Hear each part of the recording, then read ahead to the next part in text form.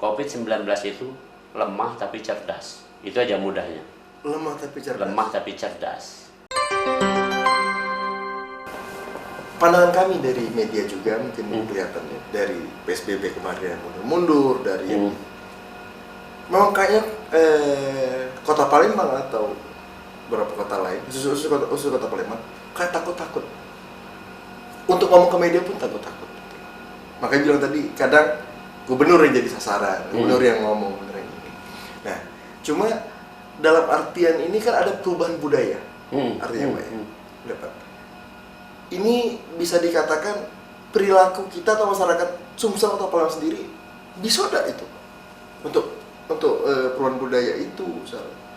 Oke, jadi saya tolong diingat ya, di setiap daerah kita punya kisah legenda.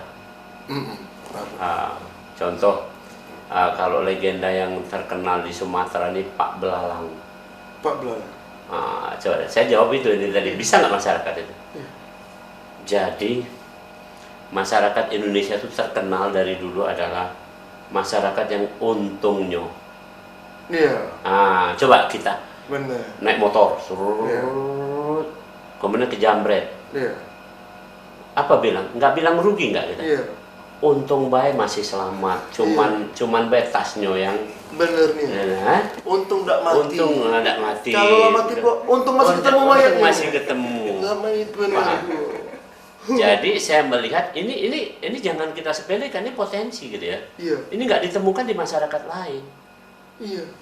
Jadi pakai bahasa mudah, take it easy. Bikin mudah aja hidup orang Indonesia ini. Jadi kalau pertanyaan tadi saya jawab langsung, kalau jawab ringkasnya bisa jawabannya. Bisa. Dari mana dalilnya? Pak Belalang. Iya. Jadi gini contoh, nggak usah jauh-jauh nih. Apakah kurang taat kita? Taat. Saya kemarin nggak terlalu percaya ya. Ada 2 data yang dikeluarkan, itu saya baca di koran ya, atau di media saya baca nih. Nih, ada 2 data dikeluarkan. Satu data tentang RO. Angka replikasi itu. Itu di Sumatera Selatan saya bilang nggak bisa dihitung. Seahli apa? Kecuali ngitung, saya ngitung. Tapi ngitungnya saya pakai perkiraan, saya bilang 65 hari sejak dicanangkan kita, anggaplah saya hitung Maret juga lah, anggaplah itu, sampai sekarang ini 60 hari lah, atau ya 65 hari itu berapa itu, saya hitung, dari 26 Maret 65 hari saya hitung itu rata-rata jumlah kasus di Sumatera Selatan adalah per hari 15. Jadi kalau rata-rata 15 berarti ada penambahan tiap hari, berarti RO-nya di atas 1. Cuman itu yang saya bisa bilang. Saya nggak bisa bilang itu berapa. Oke. Tapi kalau RO mau tepat itu gini ceritanya. Yang hari ini diperiksa swab, besok keluar hasilnya. Yeah. Jadi datanya jelas, pertambahannya itu memang dari pasien yang kasus hari ini, besoknya positif, hari ini besok positif. Terus keadaannya juga jelas, apakah OTG, apakah sakit ringan, apakah sakit berat, apakah meninggal. Dari data itu dikumpulkan keluarlah RO. Yeah. Kan gitu ceritanya. Itu satu. Yang kedua, data kemarin katanya Palembang ini tadi, ini berkaitan sama masyarakat. Saya paling tersinggung kalau masyarakat itu disepelekan. Kan saya anggota masyarakat tadi saya bilang. Apa katanya? Kita ketaatannya cuma 30%, kalah sama Jakarta. Jakarta katanya 60% kata Gubernur Anies. Sini kata Pak Wali cuma 30% kita di rumah baik. Mohon maaf, saya keliling kemarin waktu tanggal 2 menjelang mau diperpanjang itu. Saya keliling di Palembang, kebetulan saya pergi ke rumah ibu saya di daerah Bukit situ. Itu jalan-jalan rame oleh apa? Oleh petugas. Oleh petugas. Nah itu oleh petugas. Jadi rakyat tetap di rumah Hujingo. Jadi jangan kira. Jadi kalau perkiraan saya enggak lah 30%, kayak nyepelekan banget. Kita taat banget loh. Saya enggak Jumatan sejak kapan tuh?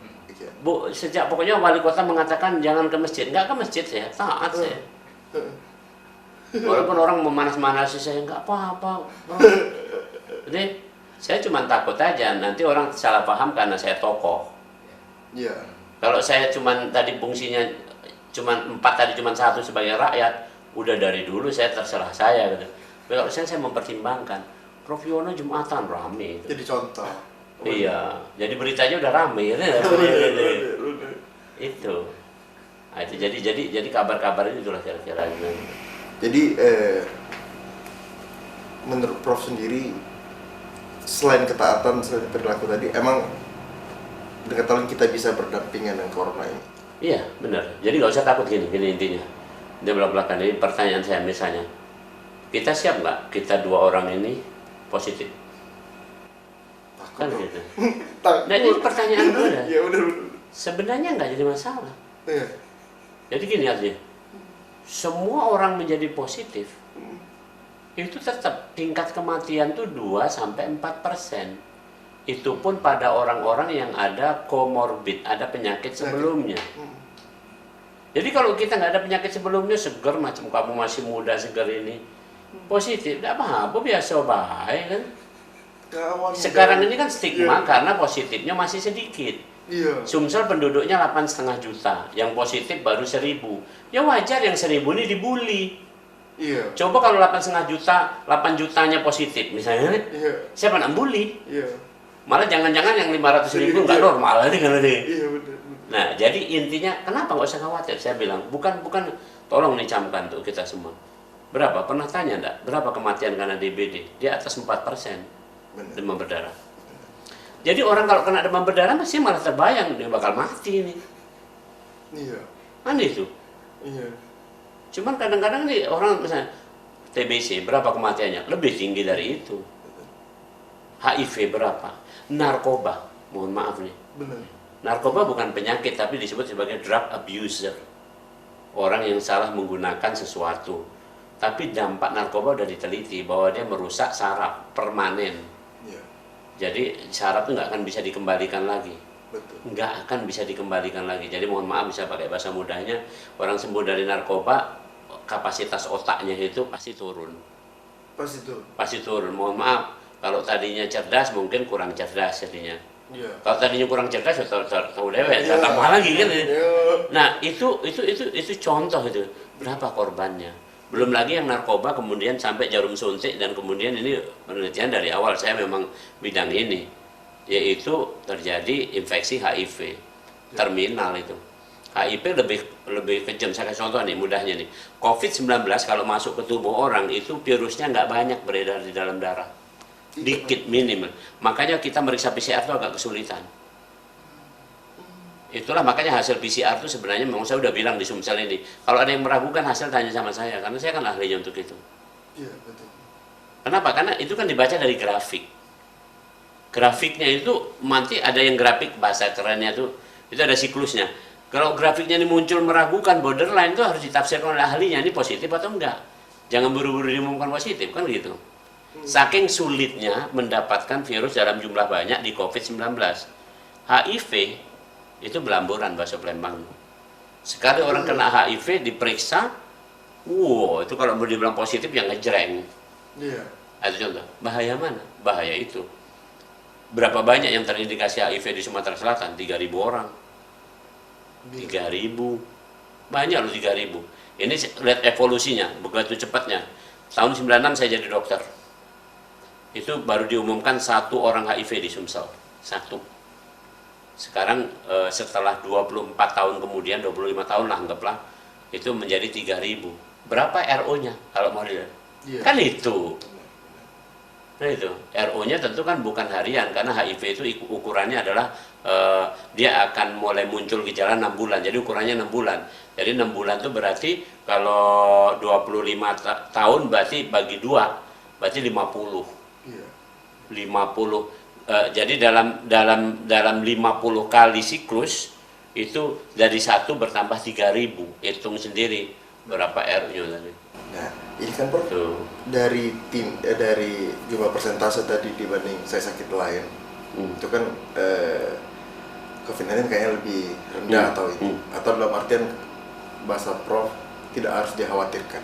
Benar. Nah, sebenarnya kalau misalnya kita dari COVID positif terus sembuh, itu ada bekas nggak dok? Karena kan sekarang ini banyak pemberitaan atau informasi yang simpang siur. Iya. Katanya tidak akan mungkin kembali lagi ini atau berkurang ini nyawanya itu kan banyak tuh. Iya. Itu kalau sembuh ada efeknya gimana? Iya paham. Jadi gini, saya sih Saya cenderung gini ya, saya luruskan, ini pentingnya. Saya mau sampaikan, kamu tahu enggak apa arti dokter? Dokter berasal dari bahasa Yunani docere. Docere artinya sang guru. Jadi dokter itu prakteknya bukan nyuntik mestinya. Bukan nunjuk obat. Yang nyuntik bisa perawat, yang ngasih obat bisa perawat. Tapi yang mikirkan bagaimana pasien ini bisa sembuh, bagaimana nanti kalau sembuh nggak jadi sakit, itu dokter. Itu makanya dokter kan tingginya nggak diukur. Kayak saya bisa jadi dokter. Kalau jadi perawat mungkin dulu saya nggak masuk. Saya dulu cita-cita, walaupun kecil-kecil badan kurang, saya cita-cita pengen jadi marinir. Bapak saya pernah jadi marinir sebelum jadi petani. Marinir zaman dulu ya, zaman Jepang, zaman apa gitu kan. Udah di angkatan laut gitu. Nah, saya pingin itu, gagah kalau lihat itu rasanya. Mungkin nggak sampai 160, gimana mau dapat ini. Tapi jadi dokter bisa. Jadi dokter fungsinya itu. Jadi contoh, sekarang ini banyak kesalahan adalah mungkin bahkan dokter sendiri nggak memahami itu. Mari kita buktikan, saya buktikan nih. COVID-19 ini. COVID-19 itu, sekarang ada guru besar ITB itu, teman saya nulis ya. COVID-19 itu lemah tapi cerdas. Itu aja mudahnya. Lemah tapi cerdas. Lemah itu artinya nggak akan matikan kita. Tapi nyebar kemana-mana bikin teror. Iya. Nah itu loh, paham? Saya mudahnya saya. Bukti, sekarang saya buktikan. COVID-19 ini ada bukti ini, kalau menyebabkan sesak nafas, itu ternyata makin mati kalau dikasih ventilator. Makin mati. Makin mati. Itulah makanya ventilator dievaluasi, Amerika, Italia mengevaluasi, sekarang hampir seluruh dunia menyatakan nggak perlu dikasih ventilator kecuali sangat-sangat dibutuhkan. Tahu nggak nih? Ventilator itu memasukkan alat ke dalam saluran paru-paru. Artinya, itu kalau ada lendir, dia nggak bisa keluar. Tambah terdesak ke dalam. Mohon maaf, ini ada telinga kita nih. Kenapa kita sebenarnya katan batu nggak bagus Korean? Karena katan batu bukan mengeluarkan, tapi mendorong itu ke dalam, paham ya? Jadi nyumbat. Itulah kematian karena itu. Kenapa? Karena COVID-19 ternyata kemungkinannya memperbanyak jumlah lendir atau dahak di dalam saluran itu. Jadi pengobatannya oleh karena itu sekarang ditemukan, artinya disimpulkan boleh dimasukkan alat namanya bronkoskopi. Selang dimasukkan ke sini sampai ke sini, ke sini. Nah itu untuk nyedot lendir tadi. Supaya pasien ini lega. Dan itu terbukti banyak nolong. Nah buktinya artinya setelah itu dilihat, diotopsi segala macam, itu banyak orang yang salah baca itu. Ternyata di otopsi nggak ada apapun dampak yang signifikan dari COVID-19 terhadap organ tubuh ini. Jadi contoh ya, saya kasih contoh kerusakan mudahnya. Malaria bisa terjadi kerusakan hati. Karena malaria itu protozoanya itu masuk ke hati berkembang biak. Jadi sel hati bisa pecah. Gitu. Hepatitis jelas hatinya jadi mengkel hancur ya. Jadi, bahasa awamnya lever, terus muntah darah. Itu tuh dari hati yang mengkerut dan namanya sirosis hepatis. Kemudian TBC. Itu kok diputu ronsen, TBC itu rusak di sini. Rusak. Di dalamnya paru-parunya ada bolongan-bolongan itu. Rusak itu. Itu penyakit. Ini yang contoh setara saja lah.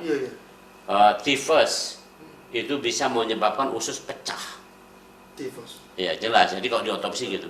Nah sementara COVID-19 ini nggak ada kecuali bukti sumbatan lendir tadi. Jadi kalau pakai bahasa mudah saya ringkaskan, jadi kalau orang sembuh dari situ, ya nggak ada bekas apa. Nah, terus penelitian yang terbaru lagi, bahkan kalau sudah 14 hari dia sejak kena COVID dan orangnya baik-baik saja, maka hari ke-14 itu walaupun dites masih positif, itu positifnya tinggal fragmen, tinggal bekas-bekas dari virus, bukan virus dalam bentuk utuh, udah pecahan-pecahan virus. Nah, jadi kenapa saya bukan menyepelekan? Kan saya ngomong optimis itu berdasarkan ilmu kan kira-kira. Nah itu, jadi apa sih kalau bahasa keren saya tulis di Facebook itu Mas Buloh, masalah buat lo. Terus ada yang ngomong, iya sih, kamu nggak merasakan Lah kamu sendiri siapa? Aku bilang. Iya. Aku ini tiap hari di rumah sakit. Sekarang saya contoh. Saya yang membangun, mendevelop lab PCR di Pusri. Ini hari ini, seminggu ini udah jalan nih. Masih pemeriksaan internal. Itu kan langsung sama virusnya. Iya. Saya harus kasih contoh loh, saya direktur loh. Tapi kan ini kan masalah penting keahlian saya, jadi saya harus kasih contoh tuh. Anak buah saya kumpulin. Saya nggak pingin mencelakakan kalian, maka harus cara benar. Saya punya pengalaman itu sudah 20 tahun bidang PCR. Jadi begini cara ngerjainnya. Saya bimbing dari awal nih. Sampel harus ada di depan lab, nggak boleh masuk ke lab. Dari depan lab diganti pakai wadah dari kita, kontainer dari kita, pindahkan. Kemudian jangan dikucak, jangan diapa-apain sampel ini sebelum kamu membuat rencana kerja hari itu. Tulis dulu di buku logbook, tulis hari ini saya mau ngapain, mau PCR, mau apa-apa, ini saja, sampelnya siapa saja, ini. Tulis, selesai itu semua, cek lagi apa persiapannya A, B, C, D. Sudah siap semua, baru kamu pakai baju yang astronot itu, kan ada APD. Setelah APD, barulah kamu ambil sampel tadi, taruh di bench, di tempat untuk periksa. Baru kamu periksa. Setelah kamu ambil sampelnya, tutup lagi, segera kembalikan. Itu safety-nya kayak gitu saya ajarin. Siapa bilang aku ini nggak ada masalah-masalah. Jadi misalnya, sampean ini wawancara saya sekarang ini kan, itu resiko kan, ada saya gini kan. Tapi ya sudah. Nah, saya ajarin prinsip hidup gini.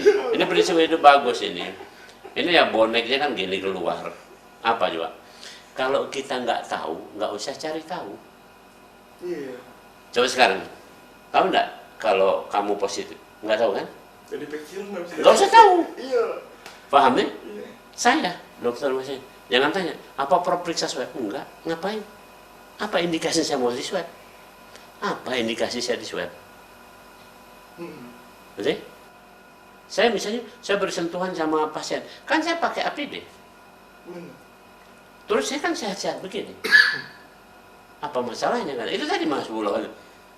Terus kemudian sudah berapa lama? Dari sejak saya ikut masalah COVID-19, kalau di Sumsel tanggal 15, kalau di Rumah Sakit Pusri saya sudah mulai dari sejak Januari akhir. Saya lebih dulu karena saya orang tahu tentang ini, begitu Wuhan langsung saya siapkan tuh tim segala macam. Jadi anggaplah saat itu sudah mulai bagi saya. Udah 5 bulan saya ikut ini. Jadi 5 bulan kalau bersentuhan sama COVID mungkin udah, kalau siklusnya cuma 14 hari masa inkubasi, udah berapa kali masa inkubasi. Ngapain saya perlu periksa-periksa? Kan itu ceritanya. Kan Prof yang tahu. Iya, nah, makanya saya terangkan. Iya, makanya ini saya terangkan. Ada gitu kira-kira. Maka saya bilang di masyarakat, kalau mau Anda bagus masyarakat, satu, patuh-patuh aja sama anjuran pemerintah. Selesai, nggak usah dibantah. Namanya aturan pemerintah. Pemerintah itu bahasa Inggrisnya faktor G, government. Faktor G itu nggak bisa dilawan. Itu kan? Sudah ikut aja. Kalau lawan bonyok kita kan. Yang kedua, ya, tenang-tenang. Ada yang ngomong, nggak bisa tenang, Prof. Ya nggak bisa tenang kecuali satu, kalau kamu lapar. Ya kalaupun lapar kamu protes kan lama-lama juga saya dengar. Nanti saya suarakan, saya selalu menyuarakan contoh yang masalah lapar ini ya. Saya bilang Pak Gubernur, siapapun Anda sampaikan juga pada wali kota, bupati, bahwa jangan sampai ada kelaparan orang dalam keadaan COVID ini. Selesai dulu loh, nggak, kalau APD segala macam masih kurang oke lah, tapi kelaparan itu. Nah yang ketiga, aku bilang sama masyarakat, nggak usah kepo. Ada yang nanya saya, nggak saya jawab. Prof, mohon info tentang pasien yang di rumah sakit ini. Saya tanya, Anda siapa? Saya warga. Dan itu apa warga kok mau tahu? Mau ngobatin? Enggak. Mau apa? Paling kenceng mau ditulis statusnya. Iya.